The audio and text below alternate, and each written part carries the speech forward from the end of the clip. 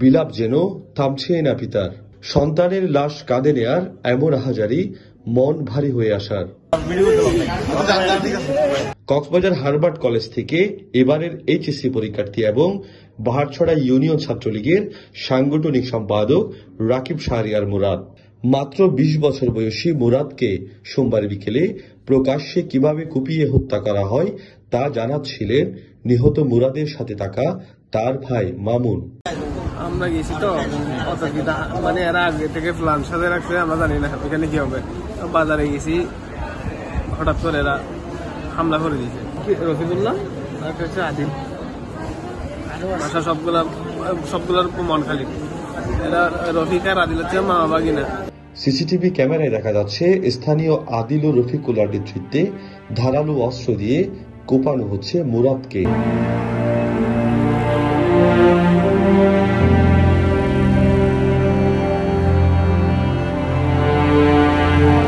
Baharchhara police ফাঁড়ির in charge Moshiur Rahman মুঠোফোনে জানান, তারা প্রাথমিকভাবে ধারণা করছেন প্রেম ঘটিত কারণেই এই হত্যাকাণ্ড ঘটতে পারে।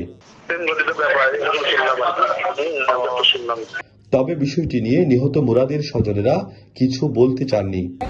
ছবি নিয়ে কোনো ঘটনা হয়েছিল কিনা রফিকের?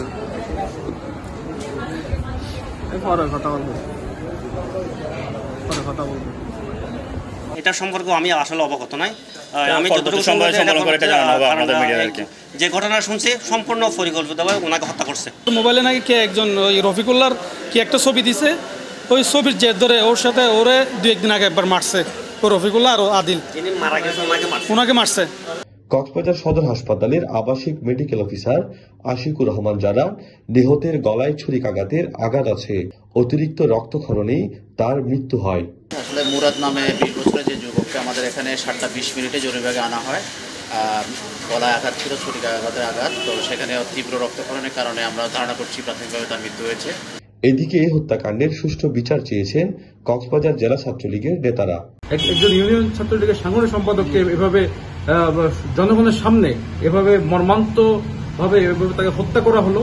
আমরা টেকনাফ উপজেলা প্রশাসনের প্রতি উদাত্ত আহ্বান জানাচ্ছি, সন্ত্রাসীরা যেই হোক, যত বড় ক্ষমতাধরী হোক, যত বড় সন্ত্রাসী হোক, তাকে দ্রুততম সময়ে গ্রেফতার করে আইনের আওতায় এনে সর্বোচ্চ শাস্তির ব্যবস্থা করা হোক। প্রকাশ্যে এমন হত্যাকাণ্ডের ঘটনায় চাঞ্চল্যের সৃষ্টি হয়েছে টেকনাফে। তানিশিপু, টিটিএন।